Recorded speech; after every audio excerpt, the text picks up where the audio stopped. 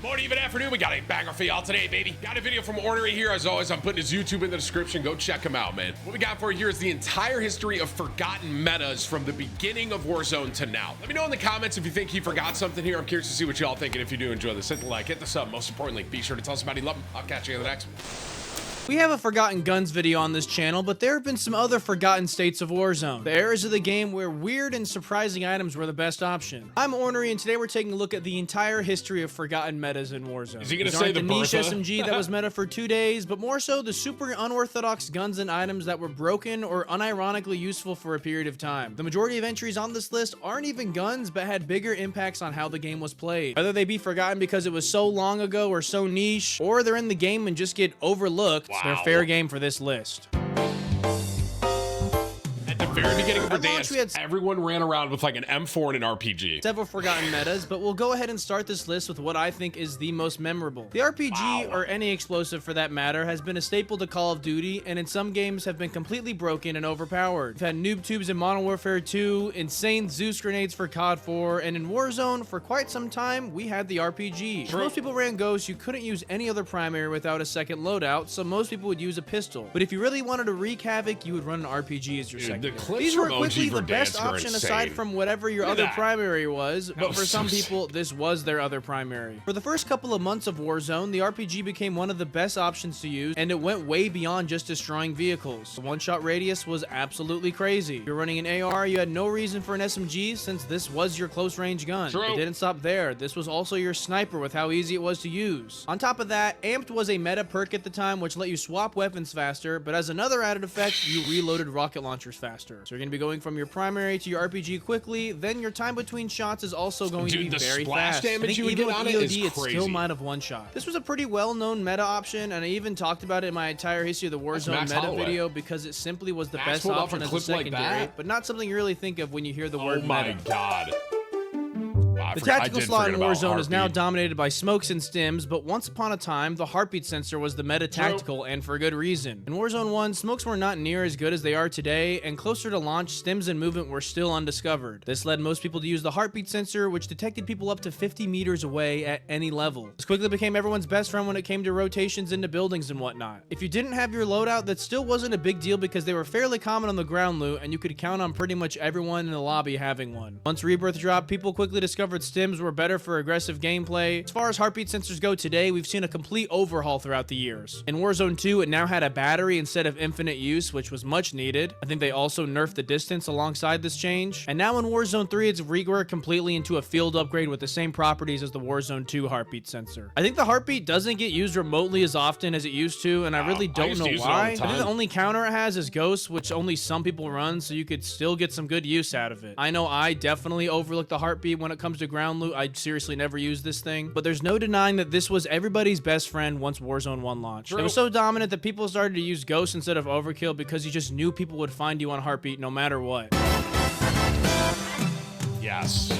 I actually included the launch Berthas in my glitches and exploit video, and that's These because things were the Bertha was insane. objectively the best vehicle in the game, and it wasn't even close. The most when they obvious bring reason Verdansk was back, its I'm durability. praying That's they kind of bring like these the back. whole It was idea so going on funny. here. The Berthas we have now are paper mache in comparison to the launch Berthas. Shooting at the driver back then was nearly impossible and was actually a waste of time because you would just give away your position and then you would get run over. it was And like they a were able tank. to run It you was over insane. because the handling on these things was no different than that of a four-wheeler. Easy turn radius, insane speed, crazy acceleration, near invincibility, and they also weren't rare whatsoever, making it an easy find on Verdansk. To further the durability, you and your squad could run several trophy systems to really make this thing invincible, and not that you even really needed it. But I've said it a handful of times on this channel, the amount of Berthas you would see in endgame shortly after the launch of Warzone was honestly insane. If you've been playing since launch, I know you've lost at least 3 endgames to Bertha abusers, and these final circles were absolutely chaotic. Shortly after launch, these were nerfed, and now they're at a very Look how- balanced state, but if still he was one of the gonna go better up, they could vehicles in like the go game. up rocks so easily. Dude, I love C4s. Wow. This next one is cut from the same cloth as the RPG. C4 has been in most CODs and is usually a case of hit or miss. But with Modern Warfare 2019, it was a massive hit. Wow. It was an easy one-shot explosive just like the RPG. So good but what against made it vehicles. so dang good was that you could throw these just as far as you could throw a grenade, it felt like. It was one of the funniest things in all of Warzone and quickly became the best lethal to run. Once again, this is way before Resurgence or any other map than Verdansk at the time, so throwing knives weren't all that useful. And then if you compare these to Semtex or Frags, which you can throw just as far as them but deal way more damage, there's absolutely no reason to not use a C4. Same distance, just way more damage. On top of killing other players, it did what it's most intended to do best, and that's destroy vehicles. Oh If my anything was God. going to stop a launch Bertha dead in its tracks, it was the launch C4 with no question. With the super long throw distance, taking out a helicopter wasn't out of the question either. I think we've kind of seen a revival of C4 in Warzone 3 recently. They kind of buffed the throwing distance, but it is nothing close to the launch C4. So true.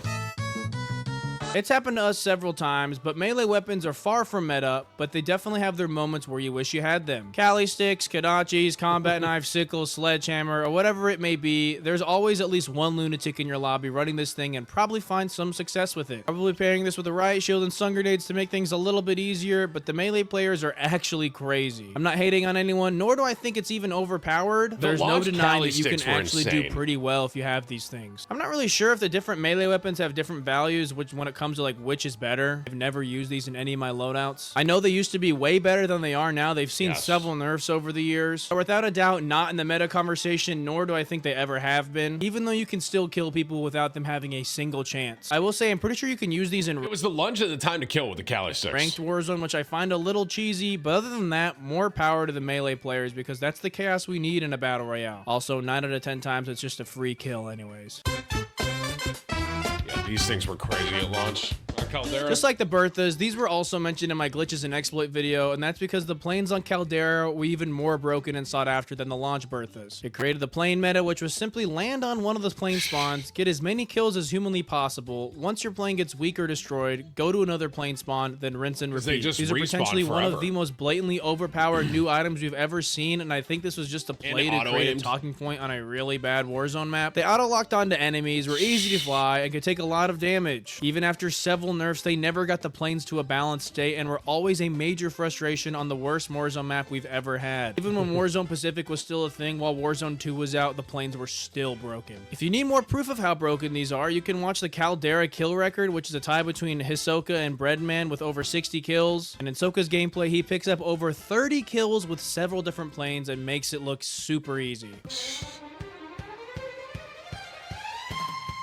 Crossbow, I don't know if I'd say it was a... Crossbow was one of the most neglected meta. weapons in all of Warzone, so and I fun wasn't to really use, sure though. if I should include it on this list because of how many different versions we've had, but I'll go ahead and talk about it briefly. It's gone through stages of being able to one-shot at any range, and other times being absolutely garbage. The Warzone 1 Crossbow actually had a state where if you hit a headshot with the explosive bolt, the initial impact would down your enemy, and then the explosion after the fact would finish them off, which is the I only feel like- one-shot knock and thirst weapon we've ever seen, which I think is I feel like the crossbow was balanced, though, because you had to hit your shot. So it gave you the one shot if you hit your shot. That's why I thought... cool. Then you have the I Cold would War say it crossbow, was- which is the worst I don't crossbow think of all they had to time. change And in it, Warzone to 2, be had honest. just like an okay crossbow that really had no viability in Warzone. And now in Warzone 3, I think they buffed it to where it now does one shot, so that's kind of fun. It obviously comes with a major caveat of being extremely difficult to use, so whenever it hasn't been able to one shot, it's just totally useless. But overall, the crossbow usually is going to have some super hidden meta users that swear up and down by it.